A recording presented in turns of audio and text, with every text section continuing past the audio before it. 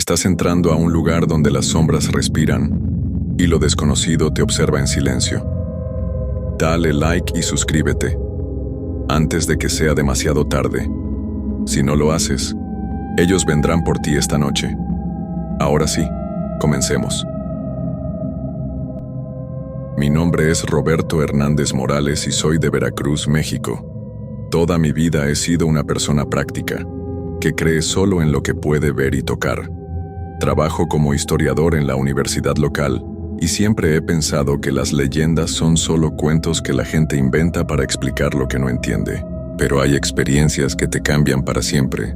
Lo que voy a contarles pasó hace 3 meses, cuando decidí investigar los archivos coloniales sobre los casos de brujería en México. Era para un libro que estaba escribiendo. Pensaba que sería fácil, que encontraría documentos polvorientos llenos de supersticiones sin fundamento. Qué equivocado estaba. Todo comenzó cuando encontré un expediente muy viejo en el Archivo General de la Nación. Las hojas estaban amarillas y quebradizas, pero se podía leer perfectamente. Era el caso de una mujer llamada Soledad, conocida como la Mulata de Córdoba.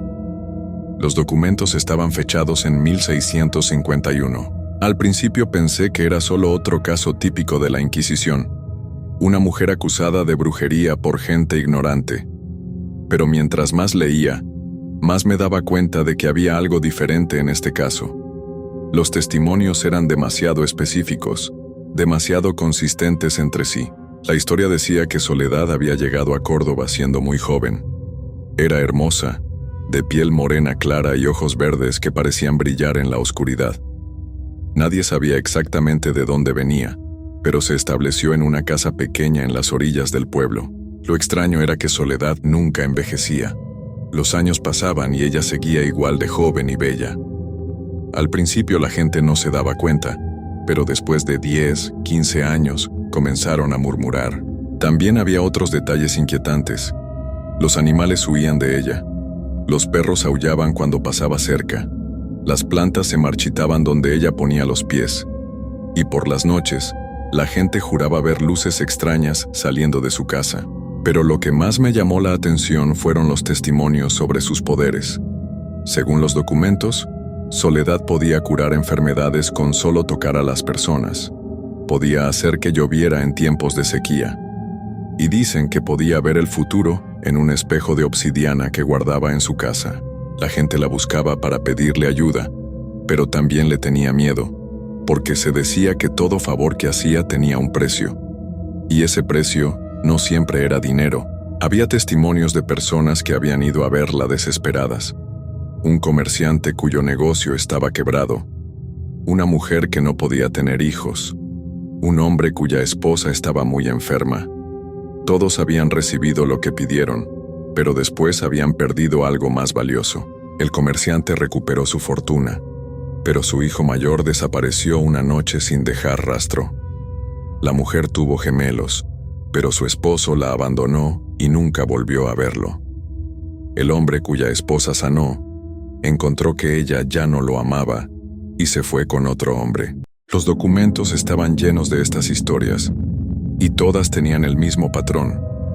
Soledad daba lo que pedían, pero siempre se llevaba algo a cambio. La situación se volvió insostenible cuando comenzaron a desaparecer niños del pueblo. No muchos, solo uno cada algunos meses, pero siempre eran niños pequeños, de no más de 5 años, y siempre desaparecían en noches de luna nueva. La gente empezó a sospechar de Soledad. Las madres ya no dejaban que sus hijos jugaran cerca de su casa. Los hombres se santiguaban cuando la veían pasar por la calle. Fue entonces cuando la Inquisición decidió actuar. Según los documentos, llegaron una noche con antorchas y armas. Rodearon la casa de Soledad y gritaron que saliera. Pero cuando entraron, no encontraron a nadie. La casa estaba vacía, pero había señales de que alguien había estado ahí hacía poco. La cama estaba deshecha. Había comida fresca en la mesa. Y en el centro de la habitación principal, encontraron un círculo dibujado en el suelo con algo que parecía sangre seca. Dentro del círculo había objetos extraños, huesos de animales, velas negras, hierbas que nadie pudo identificar, y en el centro, el espejo de obsidiana del que tanto hablaba la gente. Cuando los soldados se acercaron al espejo, dijeron que vieron algo que los aterró. No dejaron claro qué era, pero varios de ellos se negaron a tocarlo. Al final, un sacerdote tuvo que bendecir el lugar y quemar todo lo que encontraron, pero Soledad nunca apareció. Los documentos terminaban ahí. Decían que después de esa noche, ya no hubo más desapariciones de niños.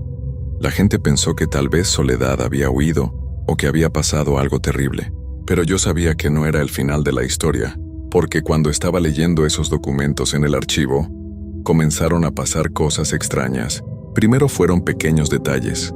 Las páginas se movían solas aunque no había viento. La temperatura de la habitación bajó tanto que podía ver mi aliento. Y cuando llegué a la parte sobre el espejo de obsidiana, juraría que vi una sombra moverse detrás de mí. Al principio pensé que era mi imaginación. Había estado leyendo durante horas y estaba cansado. Pero las cosas siguieron empeorando. Esa noche, cuando llegué a mi casa, encontré la puerta abierta. Estaba seguro de haberla cerrado con llave antes de salir. Revisé toda la casa, pero no faltaba nada. Sin embargo, había un olor extraño en el aire, como a flores marchitas y tierra húmeda, y en mi escritorio, donde había dejado mis notas sobre el caso de Soledad, encontré una rosa negra. No había rosas negras en mi jardín. De hecho, no había rosas de ningún color, y la flor estaba fresca, como si alguien la hubiera cortado hacía unos minutos. Esa noche no pude dormir.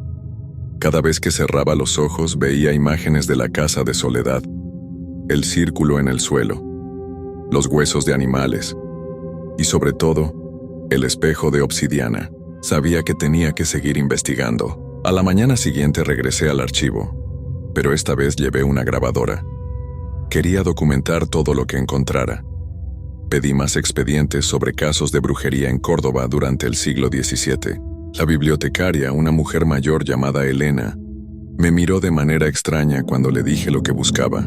¿Estás seguro de que quieres seguir con eso?, me preguntó con voz temblorosa. Ayer, después de que se fue, pasaron cosas raras aquí. Le pregunté qué tipo de cosas, pero ella solo negó con la cabeza y me trajo los documentos que había pedido. Mientras revisaba los archivos encontré algo que me heló la sangre. Había otro expediente sobre Soledad, pero este era de 1711, 60 años después del primer caso. Según estos documentos, una mujer que coincidía exactamente con la descripción de la mulata de Córdoba había aparecido en un pueblo cercano. Misma altura, mismo color de piel, mismos ojos verdes brillantes. Y por supuesto, misma edad aparente. La llamaban por un nombre diferente, María Esperanza, pero las historias eran idénticas.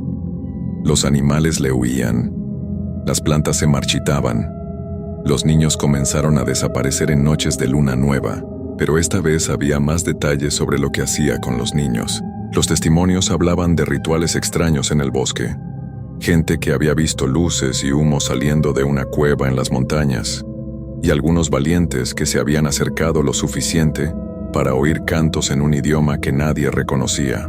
Un testigo, un cazador llamado Tomás de la Cruz, declaró que había visto a María Esperanza llevándose a un niño hacia la cueva una noche. Dijo que la siguió a distancia, escondiéndose detrás de los árboles. Lo que vio dentro de la cueva, según su testimonio, lo persiguió por el resto de su vida.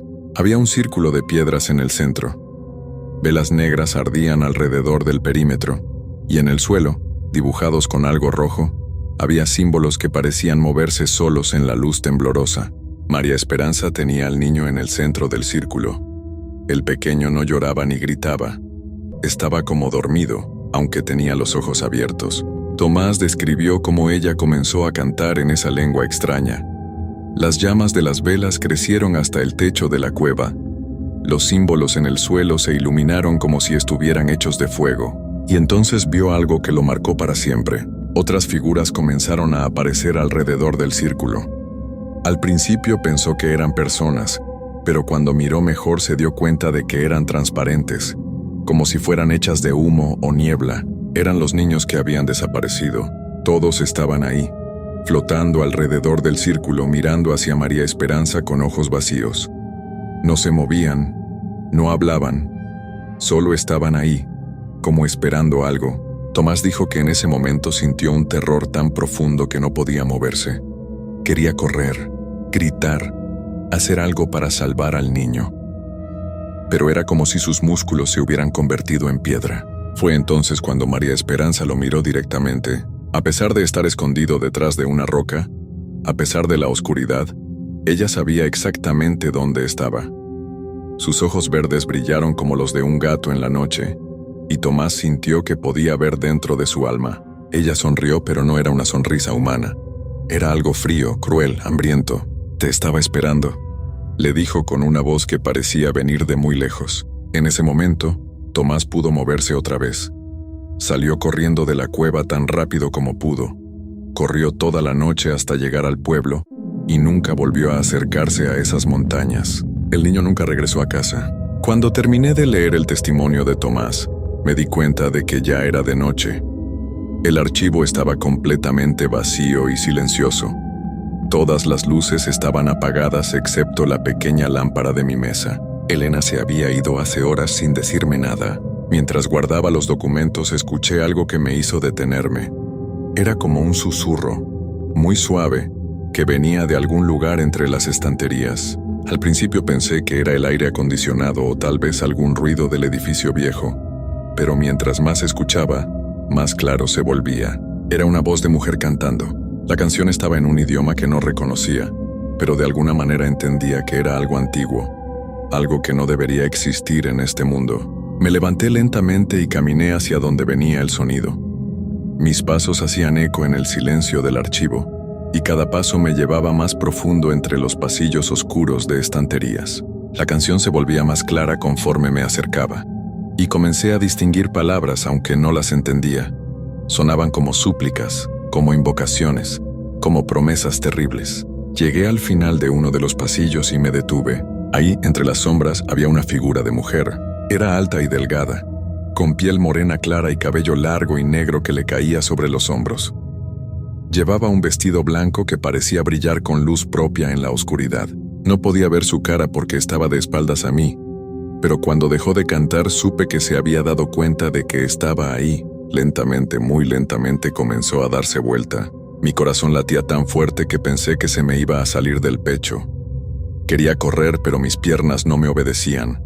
Era exactamente como había descrito Tomás en su testimonio, como si mis músculos se hubieran convertido en piedra. Cuando finalmente se dio vuelta completamente, vi su cara. Era hermosa, más hermosa de lo que cualquier persona real podría ser.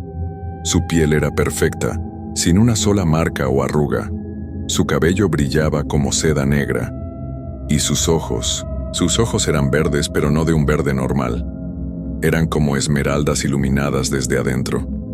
Y cuando me miraron, sentí que podía ver cada pensamiento que había tenido, cada miedo que había sentido, cada secreto que había guardado. Roberto, dijo con una voz suave como el terciopelo, por fin nos conocemos. El sonido de mi nombre en su boca me llenó de un terror que no puedo describir. Era como si hubiera estado esperándome toda su existencia, como si todo lo que había hecho en mi vida me hubiera llevado a ese momento. ¿Cómo sabes mi nombre?, logré susurrar, aunque mi voz salió quebrada y temblorosa. Ella sonrió, y esa sonrisa era lo más hermoso y lo más terrible que había visto jamás. Sé muchas cosas sobre ti, querido Roberto. Sé que eres historiador. Sé que vives solo en una casa azul cerca del puerto. Sé que tu madre murió cuando tenías 8 años y que nunca te has casado porque tienes miedo de perder a alguien más. Cada palabra que decía era cierta, pero eran cosas que nunca le había contado a nadie. Secretos que guardaba en lo más profundo de mi corazón. Sé también que has estado leyendo sobre mí. Continuó caminando lentamente hacia donde yo estaba paralizado. Y que has empezado a soñar conmigo por las noches. Eso también era verdad. Durante las últimas semanas había tenido sueños extraños. Sueños donde caminaba por bosques oscuros siguiendo una figura de mujer vestida de blanco. Siempre despertaba antes de poder ver su cara, pero ahora sabía que era ella. ¿Qué quieres de mí?, le pregunté, aunque una parte de mí ya sabía la respuesta. Lo mismo que he querido de todos los que han venido antes que tú, respondió, ahora tan cerca que podía oler su perfume. Era un aroma extraño, mezcla de flores frescas y tierra de cementerio. Quiero que me ayudes a completar mi trabajo. ¿Qué trabajo? Sus ojos brillaron con más intensidad, y por un momento pude ver algo más allá de su belleza. Algo muy viejo y muy hambriento. Hace muchos siglos hice un pacto, dijo, su voz ahora más profunda, más real. Cambié mi alma por poder y conocimiento, pero el precio fue alto. Para mantener mi juventud y mis habilidades, debo alimentar a las fuerzas que me dieron todo esto. ¿Alimentar con qué? Con inocencia, con pureza, con la energía vital de aquellos que aún no han sido tocados por el mal del mundo. Los niños. Hablaba de los niños que habían desaparecido a lo largo de los siglos. Pero ahora hay un problema, continuó. El mundo ha cambiado. La gente ya no cree en cosas como yo. Es más difícil encontrar lo que necesito sin ser descubierta. Por eso necesito ayuda. Nunca haría algo así, dije tratando de sonar más valiente de lo que me sentía. Ella se rió, y el sonido era como campanas de cristal rompiéndose. Oh, pero ya lo estás haciendo, querido Roberto. ¿Crees que fue casualidad que encontraras esos documentos? ¿Crees que fue suerte que el archivo tuviera exactamente lo que necesitabas para tu investigación? Un frío terrible comenzó a extenderse por mi pecho. Yo puse esos documentos ahí para que los encontraras. Yo hice que tu universidad te asignara ese proyecto. Yo planté la idea en tu cabeza de escribir sobre casos de brujería. Eso es imposible, susurré. Pero incluso mientras lo decía sabía que era verdad. Nada es imposible cuando tienes el poder que yo tengo. He estado esperando a alguien como tú durante décadas. Alguien respetado, creíble, que pudiera ayudarme a encontrar lo que busco sin levantar sospechas. ¿Y qué es lo que buscas? Una nueva ubicación. Un lugar donde pueda establecerme y continuar mi trabajo en paz. Un lugar con muchos niños y pocas preguntas. La horrible comprensión comenzó a formarse en mi mente. ¿Quieres que use mi posición en la universidad para ayudarte a encontrar víctimas? Eres muy inteligente, Roberto, por eso te elegí. En ese momento, finalmente pude moverme. El terror me dio fuerzas que no sabía que tenía. Corrí hacia la salida del archivo tan rápido como pude, mis pasos haciendo eco en la oscuridad. Detrás de mí, escuché su risa otra vez, pero esta vez no sonaba como campanas de cristal. Sonaba como el viento aullando a través de tumbas abiertas. «No puedes huir de mí, Roberto», gritó desde la distancia. «Ya eres parte de esto. Ya no hay vuelta atrás». Salí del edificio y corrí hasta mi carro.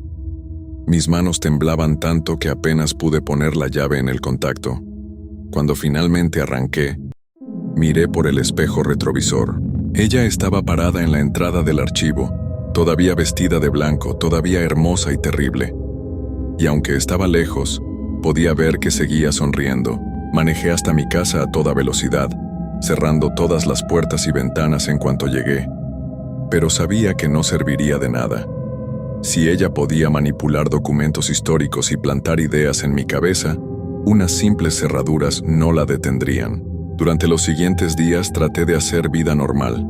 Fui a trabajar, di mis clases, actué como si nada hubiera pasado. Pero las cosas extrañas continuaron.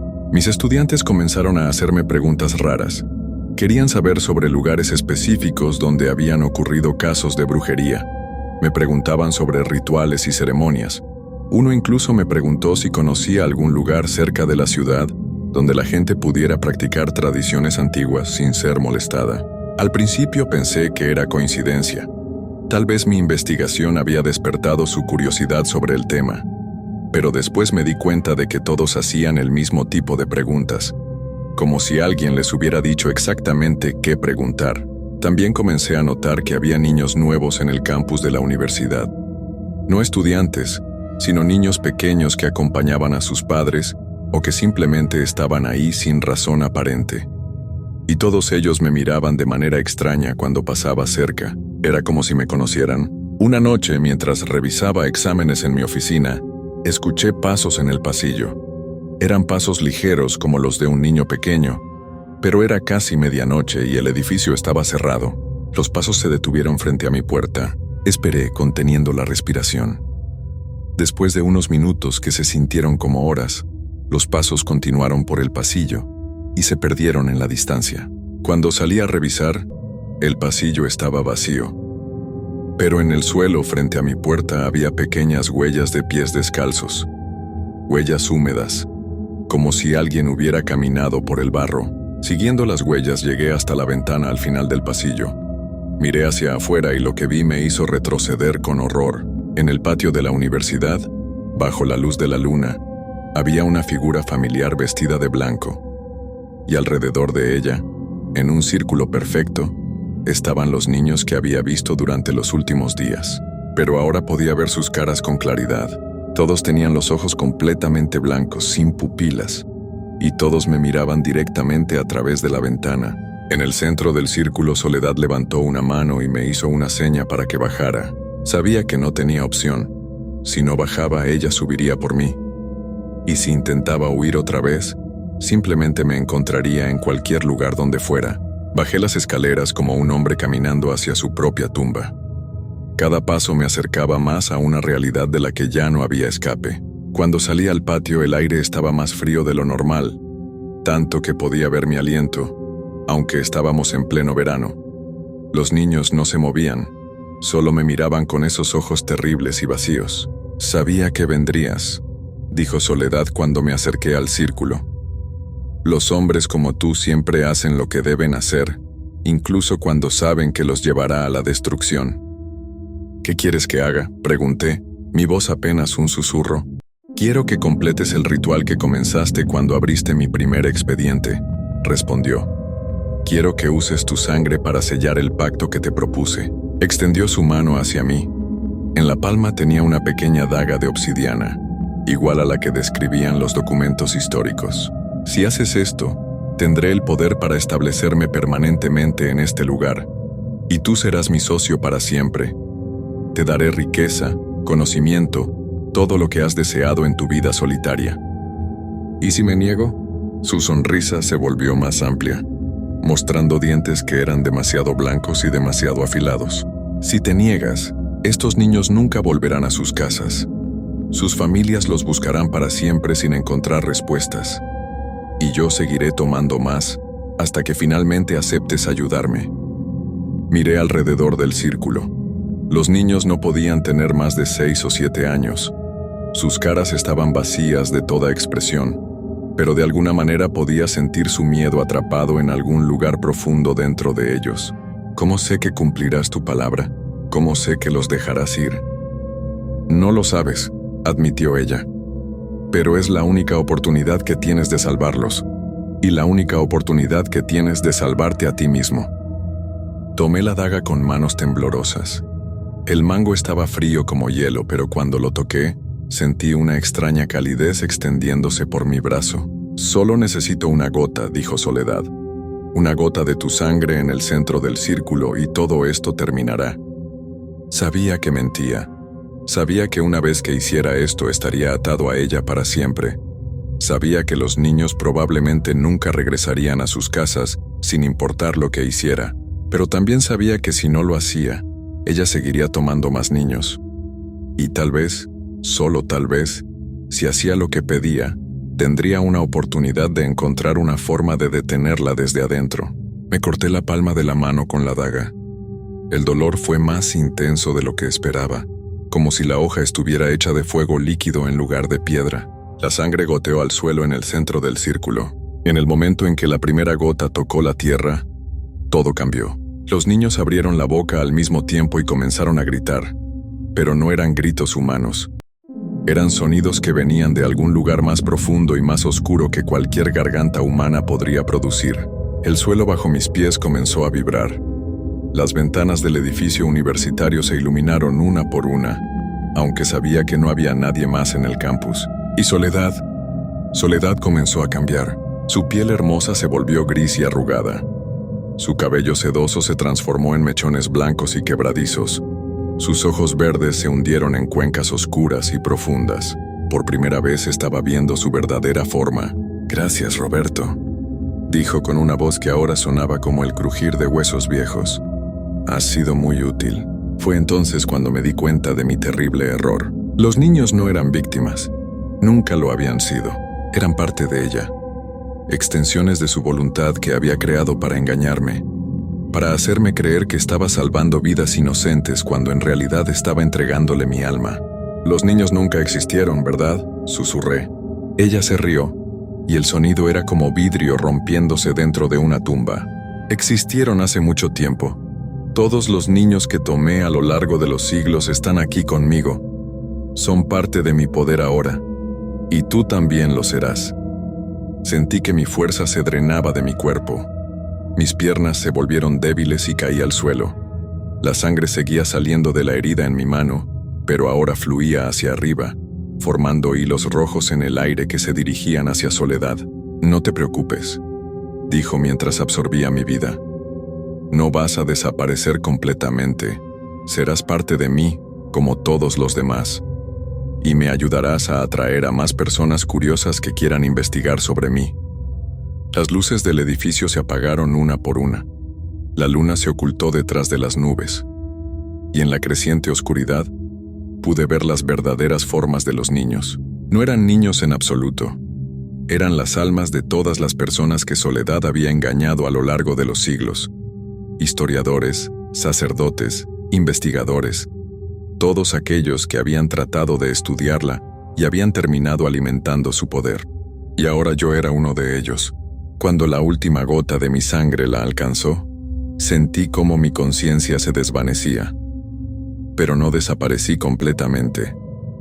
Pude sentir cómo me convertía en parte de algo más grande y más terrible. Ahora soy uno de sus instrumentos. Desde donde estoy atrapado puedo ver cómo Soledad coloca nuevos documentos en archivos históricos. Documentos que algún investigador curioso encontrará algún día. Documentos que despertarán su interés por casos de brujería en México. Y cuando esa persona venga, yo seré una de las voces que susurrará en su oído. Una de las sombras que se moverá en su visión periférica. Una de las presencias que hará que se sienta observado mientras lee sobre la mulata de Córdoba. Porque ese es mi trabajo ahora. Atraer a la siguiente víctima. Y si estás escuchando esta historia, si has llegado hasta aquí, entonces tal vez ya sea demasiado tarde para ti también, porque Soledad está esperando, siempre está esperando, y ahora sabe que existes.